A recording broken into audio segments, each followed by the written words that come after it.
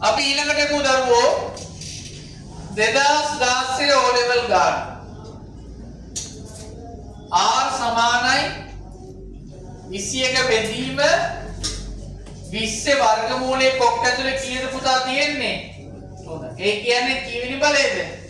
3න් එකේ බල. දැන් පළවෙනි පියවර අපි ලඝු ගණක වගුව භාවිතයෙන් හදන නිසා දෙපැත්තම ලියා ගන්නවා ලඝු කියලා. ලඝු. මම මේ පැත්තේ ලඝු ලියද්දී මෙතන 20 වර්ගමූලය ඇතුලේ කොක් ඇතුලේ 3නේ තියෙන්නේ. නිසා 20 කීවෙනි බලයේද? 3න් එකේ බලය කියලා ලියා ගන්න. දැන් උත්තර දෙන්න.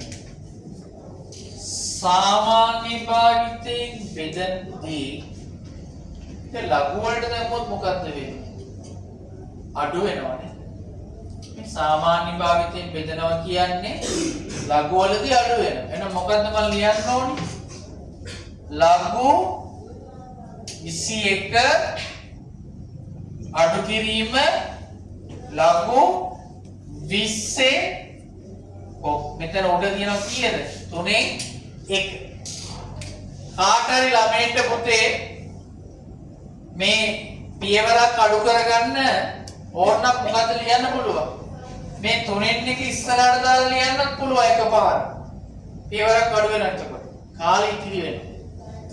ඔන්න ඊළඟ පියවර ඔබ දන්නවා දැන් මේ වෙද්දී ලඝු බලන්න කලින් මේ බල ටික ගේන්න වෙනවා. ඒතර ලඝු 21 අඩු කිරීම 3න් 1යි ලඝු 20. ඔන්න ලකුණ එක ලකුණක් අරන් ඉවරයි දැන්. දැන් ඊළඟට තියෙන්නේ 21 ලඝු ගණකය බලන්න. පූර්ණාංශයේ කීය දෙන්නේ දශම කොටස කීය දෙන්නේ?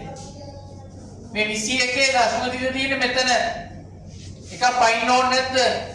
ඕනි 1.0 එනවා. කියන්නේ 21 ලඝු ගණකය 21 ලඝු ගණකය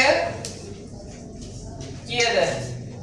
30 31යි 22යි 22යි. හරි. අඩු කිරීම 3න් 1 වැඩි කිරීම මෙතන වැඩි කිරීමක් ලඝු 20 දශම දිට මෙතන තියෙන්නේ. ලඝු බලත් එක පයින් ඕනේ නැද්ද? එකක් පයින් ඕනේ නිසා පූර්ණාංශයට 1යි.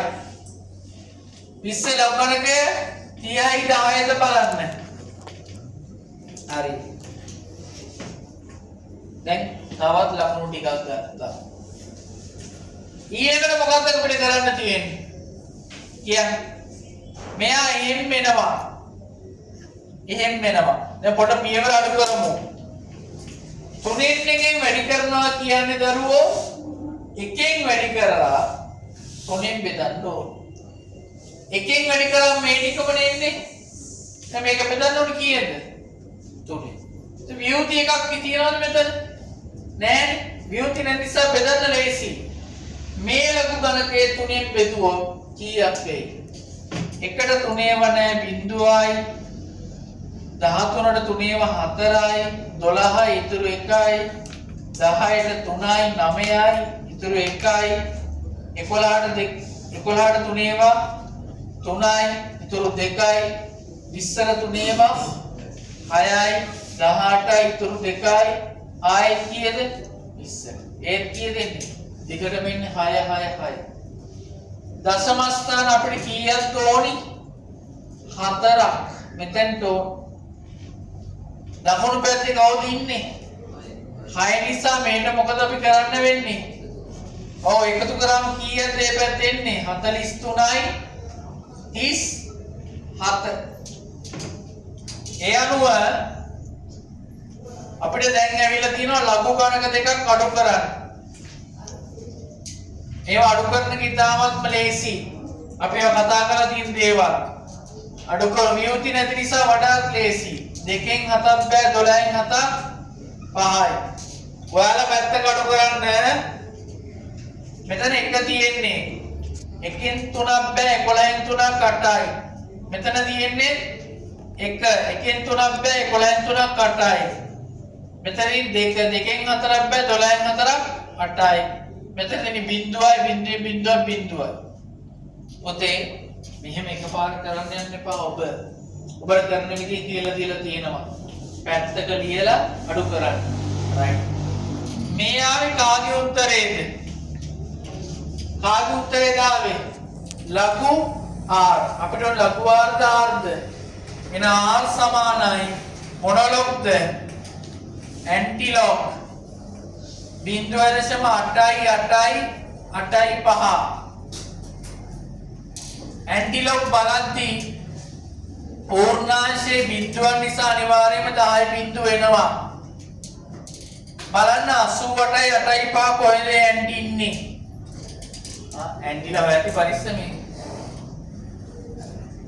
88.85 කියන්නේ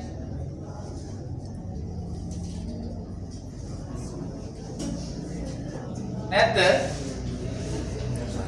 88.85 නැද්ද? 73යි 77යි 77 3 5 උත්තරයක් එනවා 77 3 15.